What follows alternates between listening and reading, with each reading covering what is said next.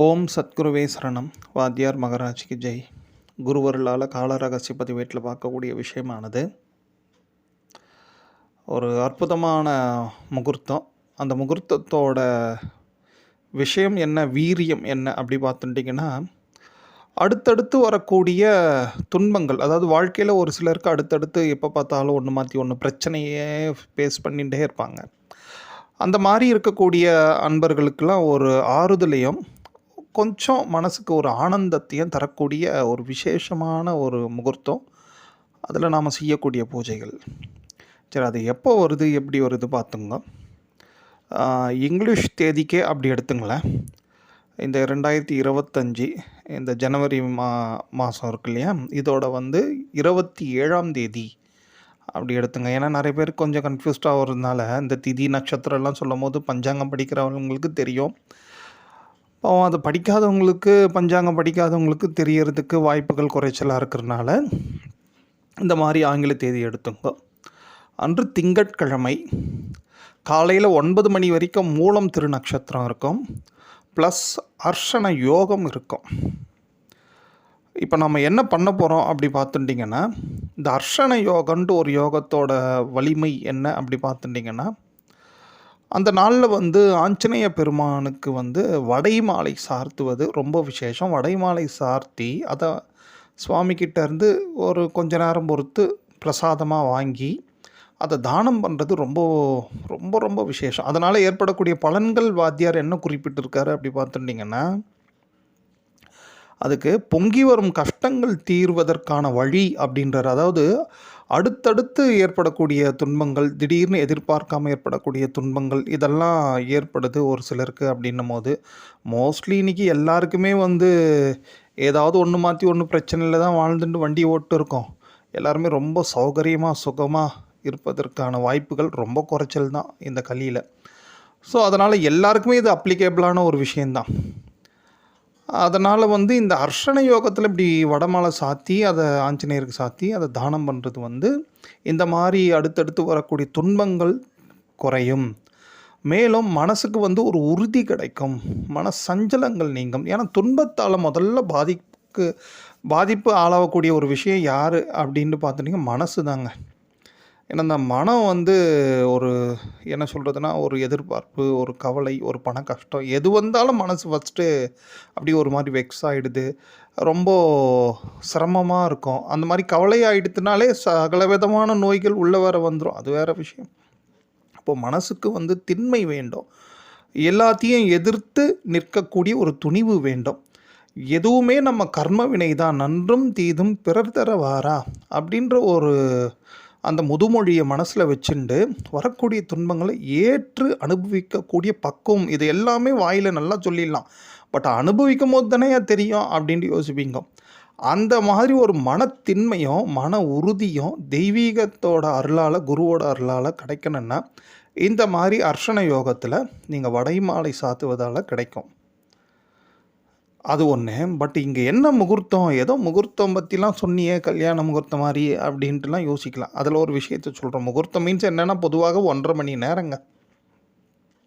இன்றைக்கி நாம் எடுத்துக்கொண்ட அந்த நாள் இருக்குது பார்த்திங்களா, திங்கட்கிழமை அன்று காலை 9 மணி வரை மூலம் திருநக்ஷத்திரம் ப்ளஸ் அர்ஷன யோகம் ஆல்ரெடி பார்த்துருக்கோம் இல்லையா. அப்போது 7:30 9 அந்த ராகுகால நேரம் இருக்கும் பாருங்களேன். அந்த 1.5 மணி நேரத்தில் நீங்கள் இந்த வடை மாலையை ஆஞ்சநேயருக்கு சாத்துவதற்கு முயற்சி பண்ணுங்கள். ஆனால் அந்த வடை மாலை பொதுவாகவே வடை எப்படி தயார் பண்ணுறோன்னா உளுந்தை கொண்டு தான் நம்ம செய்கிறோம் இல்லையா. உளுந்து சந்திர பகவானுக்கு உரியது. அதனால தான் அந்த உளுந்து சம்பந்தப்பட்ட உணவுகள் தானம் பண்ணுறது ப்ளஸ் சுவாமிக்கு அர்ப்பணிக்கிறது இதெல்லாம் பார்த்துட்டிங்கன்னா சந்திர பகவானோட அருளால் மனசுக்கு ஒரு அமைதி, சாந்தம் இதெல்லாம் நிச்சயமாக கிடச்சிரும். சரிங்களா. பட் ஆனால் இங்கே நம்ம ராகு காலத்தை மீன் பண்ணுறோம் இல்லையா. அதனால் கூடுதலாக என்ன பண்ணணுன்னா, அந்த உளுந்தானது இந்த கருப்பு உளுந்தாக இருக்கிறது ரொம்ப மகா விசேஷமாக இருக்கும். ஏன் கருப்பு உளுந்து பார்த்துட்டிங்கன்னா, அது ராகு கால நேரத்தில் நம்ம யூஸ் பண்ண போகிறோம் ஒன்று. ரெண்டாவது, கிரக ரீதியாக சந்திர பகவான் எங்கே ட்ராவல் பண்ணிட்டு இருப்பார் அன்றைக்கி அப்படி பார்த்துட்டிங்கன்னா, சுவாமி தனுசில் தான் மூவ் ஆகிட்டு இருப்பார் சந்திர பகவான். அப்படி அவர் அங்கே மூவ் ஆயிட்டு இருக்கிறச்சே ராகு கேதுவோட மிட் பாயிண்டில் இருப்பார் சுவாமி. அதுலேயும் ராகு பகவானோட ஒரு தழுவல், அவரோட ஒரு அழுத்தத்தில் தான் சந்திர பகவான் அந்த ராசி மண்டலத்தில் இருப்பார் இப்போ அட் ப்ரெசண்ட்டு. அப்போது இதோட விஷயம் என்ன ஜோதிடத்தில் அப்படி பார்த்துட்டிங்கன்னா, இந்த ராகு சந்திரன் சேர்க்கை, கேது சந்திரன் சேர்க்கை அண்டு சனி சந்திரன் சேர்க்கை இதெல்லாம் பார்த்துட்டிங்கன்னா மோஸ்ட்லி அவங்களுக்கு வந்து மனசு வந்து எப்பொழுதுமே வந்து ஏதேனும் ஒரு பயம், பீதி, ஒரு வேதனை, ஒரு கவலை ஏதாவது இருந்தே தீரங்க. அதில் ரொம்ப டிவியேஷன் வேணும் அப்படி பார்த்தாச்சுன்னா ஏதாவது பஞ்சமகா யோகங்களில் ப்ளஸ் வந்து சுபர்கள் பார்க்கறது இந்த மாதிரி விஷயங்களால் வந்து கொஞ்சம் அது ரெமிடி கிடைக்கலாமே காண்டி, மற்றபடி இப்படி ஒரு சேர்க்கை இருந்துடுத்து அந்த சந்திர பகவான் தான் மனசுக்கு அதிபதி. அவர் போய் ராகு கேது பகவானோடையும் சனி பகவானோடையும் சேர்ந்துட்டாருன்னா மனம் வந்து ஒரு போராட்டம் தான் வாழ்க்கையை. ஓகேவா? ஸோ இப்போது அட் ப்ரெசண்ட் அந்த ராகு பகவானோட ஆலிங்கனம்னு சொல்லக்கூடிய தழுவல் அழுத்தத்தில் வந்து சந்திர பகவான் அந்த மிட் பாயிண்டில் இருக்கிறாரு தனுஷில்.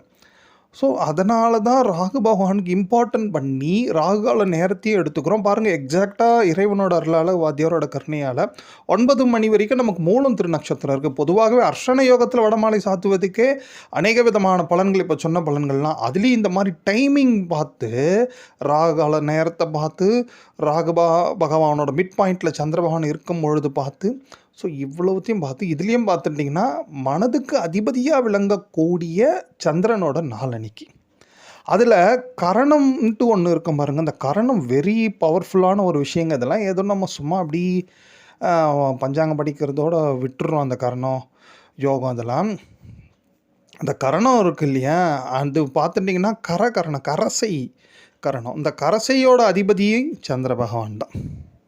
ஸோ அப்போது இந்த குறிப்பிட்ட இந்த முகூர்த்தம், அதாவது அந்த திங்கட்கிழமை காலையில் 7:30லேருந்து 9 மணிக்குள்ளே சூரிய உதயத்தை ஒட்டி கொஞ்சம் முன்ன பின்ன இருக்கும். பட் ஆனால் நம்ம 9 மணிக்குள்ளேயே முடிச்சிடலாம். ஒரு 7:30 மணிக்கு மேலே கூட ஆரம்பித்து 7:45 8 மணிக்கு கூட நீங்கள் அந்த 1 ஹவரில் நீங்கள் ஆஞ்சநேயருக்கு முடிஞ்சால் அப்படி சாத்திட்டு அதை பிரசாதமாக எடுத்துகிட்டு வந்து நீங்களும் ஒன்று எடுத்துக்கலாம், ப்ளஸ் எல்லாருக்கும் அதை விநியோகம் பண்ணலாம்.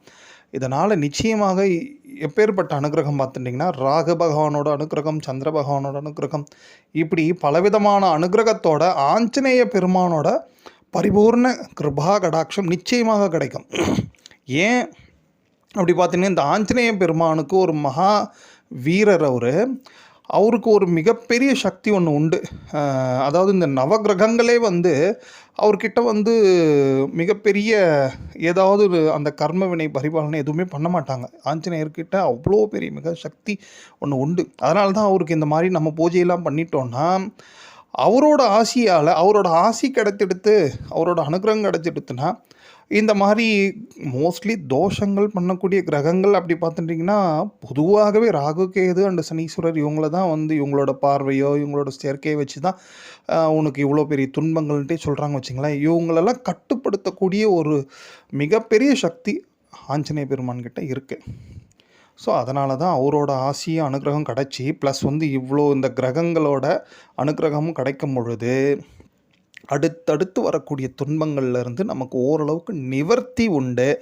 ப்ளஸ் வந்து நிவர்த்தி அடையாத துன்பங்கள் ஏதேனும் இருப்பினும் அதை தாங்கிக் கொள்ளக்கூடிய சக்தி நமக்கு இறைவனும் குருவும் நிச்சயமாக அனுகிரகம் பண்ணுவாங்க. ஓம்